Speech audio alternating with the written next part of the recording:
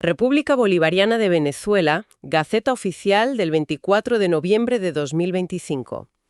Hoy vamos a sumergirnos en la maquinaria del Estado y, bueno, a ver qué historias se esconden detrás de la burocracia. Que siempre las hay. Siempre. Tocaremos varios palos, desde nuevas normativas de calidad que afectan a lo que tenemos en la nevera, hasta una oleada de nombramientos en ministerios y fiscalías. Ajá. Luego veremos la resolución de un caso muy particular sobre una casa en ruinas que una vez fue patrimonio cultural. Y ese caso es fascinante. Y para rematar, un análisis a fondo del nuevo y la verdad sorprendentemente detallado reglamento de la Escuela Nacional de Fiscales. Que se tiene miga, ¿eh? Mucha. Pero bueno, empecemos por el principio, por la cesta de la compra. Se publican nuevas normas venezolanas, Covenin, y ojo al nivel de detalle. A ver. Tenemos la norma 238-2025, que es para determinar el grado de humedad en el azúcar. La 5040.2025, sobre los requisitos que tienen que cumplir las salsas a base de mayonesa. ¿Hasta la mayonesa? Sí. Y hasta la 5041.2025, que define la terminología para la iluminación LED. También hay para cosméticos, para minerales de hierro. El motivo que dan en los papeles es el de casi siempre: mejorar la calidad y competitividad y generar confianza a los consumidores. Claro. Y aunque suene a algo súper técnico y hasta aburrido, esto es la base de todo. Sin estas normas, el mercado sería la ley de la selva. Claro. Son la referencia para que todo el mundo juegue con las mismas reglas. La frase clave que usan, y es importante, es constituir la referencia básica para determinar la calidad.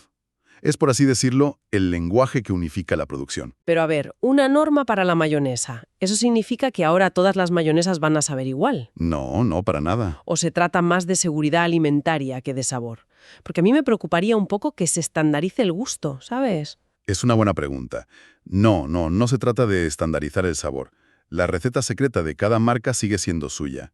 Estas normas suelen centrarse en parámetros de seguridad y de calidad. Ah, vale. Pues, por ejemplo, el pH mínimo para evitar bacterias, la cantidad mínima de huevo o aceite para poder llamarla mayonesa, los conservantes que están permitidos, la información del etiquetado. Entiendo. Se trata de que cuando compres una mayonesa, sea de la marca que sea, tengas una garantía de que es segura y cumple unos mínimos. El sabor ya es cosa del fabricante. Entendido. Es un suelo mínimo de calidad, no un techo. Y me ha llamado la atención lo del azúcar, que esta nueva norma sustituye a una de 1994. ¿Sí? 30 años para actualizar cómo se mide la humedad del azúcar. ¿Tanto ha cambiado la tecnología para medir algo así? Pues parece que sí. O eso o las exigencias del mercado internacional son otras, que también puede ser. Ajá. Quizás los métodos de 1994 eran más lentos, menos precisos o más caros. Una actualización así puede responder a nuevos espectrómetros, a sensores más eficientes, o simplemente a que los estándares de comercio global ahora exigen una precisión de decimales que antes no era necesaria. Claro. Refleja una adaptación a un mundo que, tecnológicamente, es muy distinto al de los 90. De acuerdo. De las reglas para las cosas pasamos a las personas que mueven los hilos. Hay una cantidad enorme de nombramientos y designaciones, y lo curioso es la variedad. Sí, es un listado largo. Vemos a Alondra José Rojas Granado como directora general en el Ministerio de Educación Universitaria y a Jacqueline García López en la Dirección de Auditoría Interna de Fundacite Cogedes, que es la Fundación para el Desarrollo de la Ciencia y Tecnología. Exacto. Y fíjate que no es solo en la Administración Central.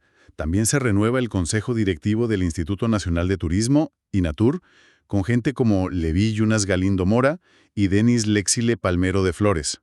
Cierto. Esto nos da un mapa de dónde está poniendo el foco el gobierno. Educación superior, ciencia, turismo. Cada nombramiento es una pieza en ese puzzle. Pero donde de verdad hay un movimiento de tierra es en el sistema de justicia. La lista de fiscales es larguísima. Sí. Y lo que me sorprende es la hiperespecialización. Stephanie Uris Escobar, por ejemplo, va a la Fiscalía contra las drogas en Lara. Génesis Hernández Hernández a delitos menos graves en Caracas. Joana Monsalve Rojas se encargará de la protección de niños y adolescentes en Mérida. Y Paola Noguera de Pablos de la defensa de la mujer en Caracas. Parece que hay un fiscal para cada problema específico. ¿Es esto habitual? Es una tendencia global, pero aquí se ve muy marcada. Refleja que la justicia ya no puede ser generalista. Claro. Problemas como el narcotráfico, la violencia de género o los delitos contra menores requieren un conocimiento muy específico de las leyes, de los protocolos de atención a las víctimas, de las técnicas de investigación. Poner a un fiscal especializado ahí es, en teoría, buscar más eficacia. Tiene sentido. Y hay un matiz en los nombramientos que es revelador. ¿Cuál? Veo que algunos cargos son provisorios y otros interinos. Yo siempre he pensado que eran sinónimos. Pues no lo son, y la diferencia es importante en la administración pública.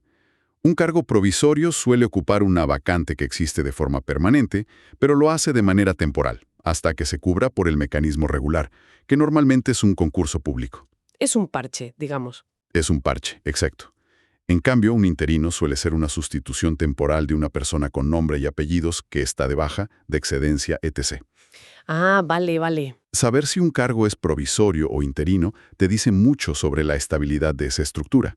Muchos cargos provisorios pueden indicar una parálisis en los concursos o una alta rotación. O sea, que uno es un mientras tanto encontramos a alguien definitivo Eso es, y el otro es un mientras vuelve el que estaba. exactamente. Y para que todas estas personas puedan trabajar, hace falta dinero, claro. Por eso, de forma casi escondida, aparece una resolución del Consejo Moral Republicano, ajustando su estructura presupuestaria. La letra pequeña. Es la pieza que hace que todo este engranaje de nombres y cargos funcione, el marco financiero que paga las nóminas. Y de la maquinaria abstracta de los nombramientos, pasamos a una historia con nombres, apellidos y hasta paredes que se caen. Hablemos de La casa de una ventana número 112. Un nombre curioso, ¿sí? Parece sacado de un libro. Es un caso realmente singular. Este edificio fue declarado bien de interés cultural en 2005. Ahora, casi 20 años después, su propietaria, Mercedes María Meneses de Tortolero, una mujer de 93 años, pide que se le quite esa protección, pide la desafectación. Y cuando lees por qué, se te cae el alma a los pies. Hay un informe de inspección de octubre de 2025 que es demoledor. Sí. Cito textualmente. Fachada en mal estado. Carece totalmente de cubiertas. La gran mayoría de su estructura muraria colapsó.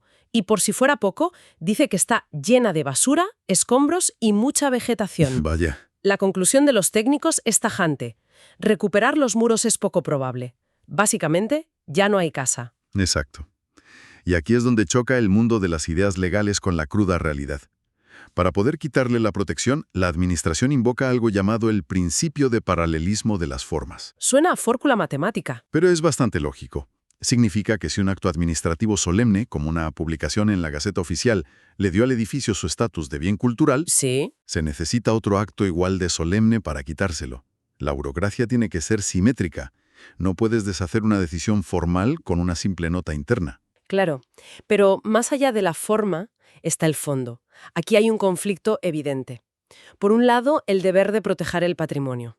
Ajá. Por otro, el derecho a la propiedad de esta señora de 93 años, que tiene un solar en ruinas que no puede tocar ni vender libremente porque, sobre el papel, sigue siendo una joya cultural. Ahí está la clave del asunto. Es la tensión entre el valor cultural colectivo y el derecho individual. La decisión de desafectar el bien no se toma a la ligera, ¿eh? Imagino que no.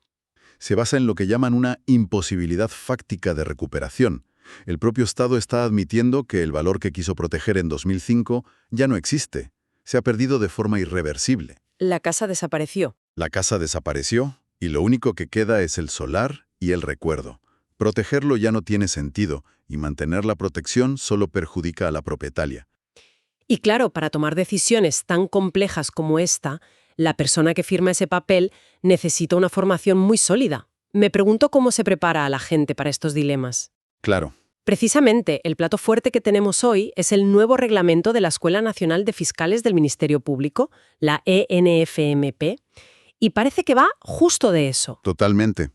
Este reglamento es mucho más que un plan de estudios.